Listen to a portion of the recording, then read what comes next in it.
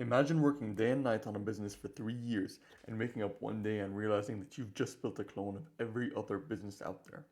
I know because that's what I did. I spent 3 years building a business that was just another option on the market. There was nothing new, there was nothing unique, there was nothing different about it. And you see this more and more today. Google can answer all of our questions, AI can execute for us. Businesses have never looked more like clones because people are on the same platforms, searching for the same information on the same sources, thinking the same way and trying to achieve the same goals, making it near impossible for their customers to make an actual choice. And look, I'm gonna be honest with you, I didn't just want to build another business that's just another option on the shelf for my customers. I wanted a business that is great, that is authentic to me, that is valuable to others. So after 3 years of trial and error, I codified how to build a business that is irreplaceable, that is authentic to you, that is valuable to others, and that is actually profitable. So here are the 6 moats you can use today to make your business irreplaceable and become the only obvious choice for your customers. Number one is subtract and add. This is where you're removing everything that is not necessary to get to your goals and adding in what is. Why is this important? Because I've seen countless of businesses try to do things that they shouldn't be doing in the first place. They spend so much on automations, they spend so much on trying to get things right, but these are things that they shouldn't even be doing in the first place. So they just wasted their time, their energy, and all of their resources on something that they shouldn't even have. And number two is that AI isn't supposed to automate everything for you. It's supposed to relieve you off of the mundane and the boring work so you can actually focus on the high impact, high value work that you do best. And here's a nice little metaphor for you. There's no point in trying to get water to pass through a pipe if that pipe is clogged. Cool little metaphor here. So how do we actually do this? We use the algorithm. This is a method by Elon Musk. It's a design method, but you can really use it for anything. And I realized that you can actually use this to understand what you should and shouldn't do in your business. So number one, we question the requirements. We question what we actually need to do. We question if this is important to get to our goals or not. Number two is we delete. We remove everything that is not important and we keep what is. Then from what's there, we simplify it. Okay, we simplify it, we dumb it down as much as possible. And I think there's some quote about this that simplicity is the ultimate form of sophistication, which is very true. So after you simplify, only then you start to speed up the processes that you should be doing. And the final step that people are trying to start with is automate.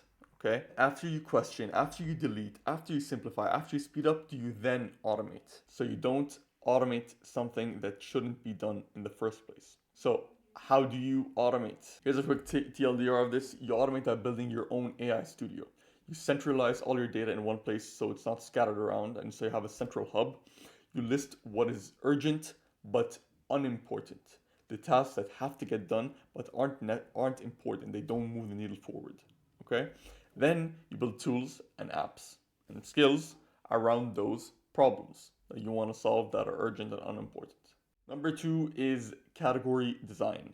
This is where you're escaping competition by becoming a category of one. And there's a famous quote by Naval that you escape competition through authenticity, and that cannot be more true in the age of AI, especially where everybody is asking the same questions and getting the same answers and thinking, oh wow, I just got something unique and something valuable and something new. So you're not trying to win the race, you're the one who built the track. Also, another very fancy and cool metaphor, quote, whatever you want to call it. Anyway, so why is this important? Because when everyone looks the same, you win by being unmistakably authentic, by being unmistakably valuable, and by being unmistakably different. Everybody is trying to go for good enough, so the bar is so low. By choosing to actually going for great to solve a real problem for your customers, okay, you instantly stand out. And the second reason is that people aren't just trying to buy a product anymore. There are too many options that are selling the exact same thing. They want a point of view. They want something that is authentic. Okay? They don't want just another option. You've seen it on the internet. Look at the posts out there. They're all the same, just with a different name and sometimes a different logo. That's about it. So you want to be unmistakably authentic. Don't try to copy everybody else. So how do you actually do this? How do you build your own category? Number one, you find the competitive market that you are originally in. Okay, then you find a new problem or frame a problem in a new way. So you formulate your point of view around this problem. Why do you think this is a problem? What's wrong with the old way and how do you see the new way? Okay, why is this important? You name the new category, and after you name the new category, you then plan out how you're actually going to execute on this and launch campaigns and put it on your website, wherever you want to put it. Just make it present, make it real. Then you become your category leader through time. Now, something important to keep in mind here. This isn't something that happens overnight. You're trying to you're trying to become a leader, category of one. Okay, you're trying to dominate. This doesn't happen in 3 to 4 weeks like everybody promises. This is something that will take time. And if you're trying to become someone great, building something great, then, well, game on. Take the time. Number three is offer distinction. You want to become the obvious yes. You want to stop selling something that's good enough or kind of good like everybody else is selling, and you want to be the option that people look at and say, well, there is no point in looking around anymore. We're not going to find anyone better than these guys. Now, why is this important? Because when you sell the same thing everybody else sells, price becomes their only filter. Think of it this way. If you go into a supermarket and you find a bunch of can of beans in a row, do you really care about which can of beans you're buying? Is there something unique about that specific one that you are buying? No, you just go with the cheapest one. And that's how most customers see businesses right now. There are can of beans, they all look the same, so what do they filter them by? Price. That's it. And the second reason is that when you sell something framed in the right way that nobody else is framing it, the right buyer will put his hand up and he will want to pay you a premium. They will offer you more money. So, how do you do this? You ask yourself these three questions. What would I have to deliver if they paid me 100 times what I charge right now? What can I take from another domain and bring it into mine? What's the true desired state my customer has, not the stated desire? Now, something you can keep in mind here is that when you name your own method, when you have a proprietary framework, it turns your service into intellectual property.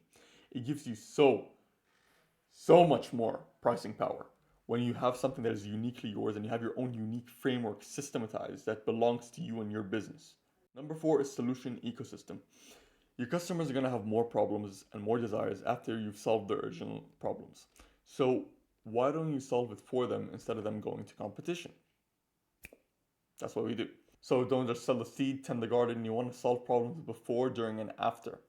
Okay? So before is the soil, during is growth, after is the harvest and replant. Also another cool little metaphor, analogy, whatever these things are called. Let's go. Why is this important? The first problem you solve is never the last one they have. So think of it this way. When I'm guessing a lot of us have an iPhone, so when you first bought the iPhone, that was the entry point for you. But then you may want to track your health better, so you decide to buy an Apple Watch. You may want to listen to music better, talk to people better, okay? High quality music. You buy the earbuds or AirPods. Then you want to work better, so you buy a MacBook. They are solving each and every problem that you're going to have along the way, okay? After you've bought the iPhone, you have more desires, you have more problems you want to solve. So instead of you going to Samsung or Nokia or whoever else is out there anymore, you go to Apple to solve your problems. Now, the second reason is that every extra problem you solve deepens trust. You provide so much value for them that they never even consider leaving. Most of the Apple community, the people who started with the iPhone, never really leave Apple. They become part of this larger movement, okay? And that's extremely powerful over time. When you let this trust compound, customers become a part of your brand, a part of your community, a part of a larger mission or a larger movement. And that becomes extremely powerful. So, how do you do this? You ask yourself, what problems and desires do they have before, during, and after working with me? How can I solve these problems for them? A bonus here would be to add a recurring or a subscription layer onto your service. That way customers keep coming and that'll just put your offering on steroids. Number five is limited access. So scarcity attracts better buyers and more of them and allows you to provide more value to the customers you are helping. A packed restaurant with a line outside beats an empty one with the door wide open. What a metaphor. Excellent. So why is this important? Because saying no to more people means the ones who get in get the most out of you. You're able to provide as much value as you can to these customers. You build deeper relationships and you can do that with fewer clients who pay you more. And the second reason is that what's hard to get into is what people want the most, because it shows that other people want it too. And we are social creatures.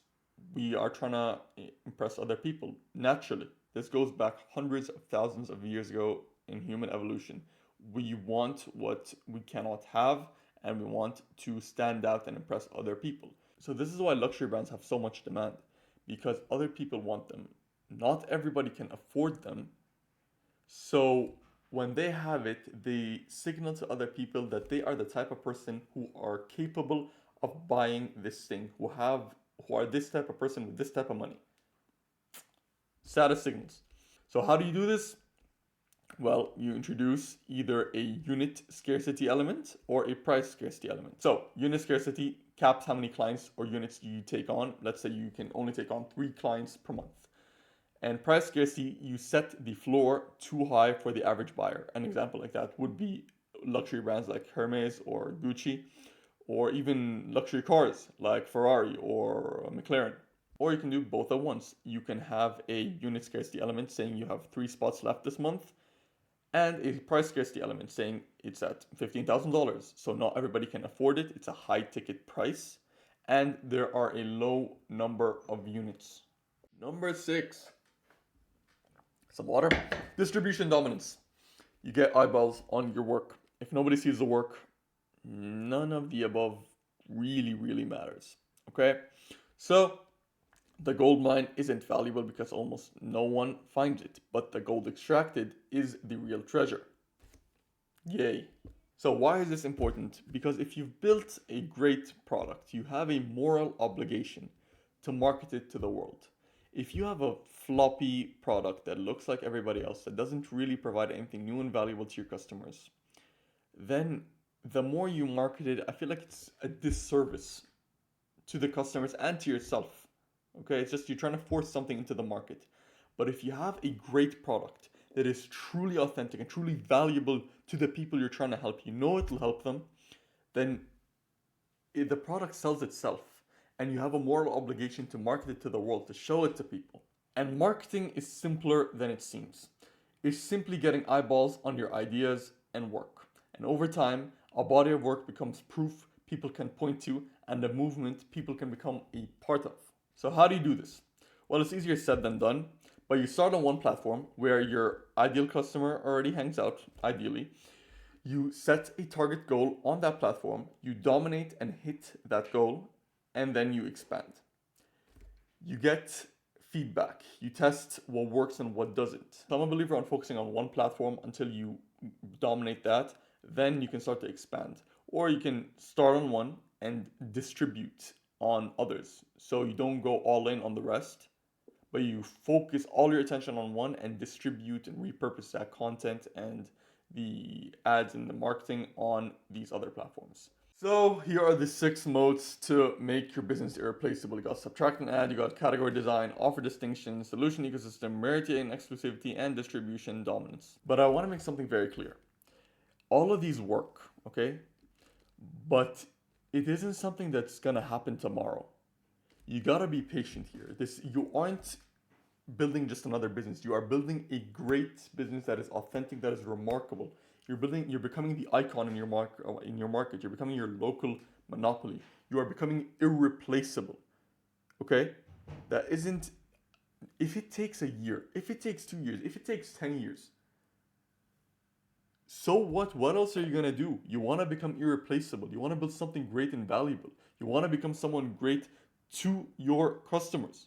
Okay? And not just to your customers. You wanna become great for yourself. Okay, I'm spending all this time on my life's work, so might as well make it something great. And I think that is extremely valuable when you know you are becoming a great person and you're providing great value to other people. So that's my take for you guys. I've codified this process after 3 years of trial and error in business. And that's how you make your business irreplaceable and build a great and valuable business. Bye bye.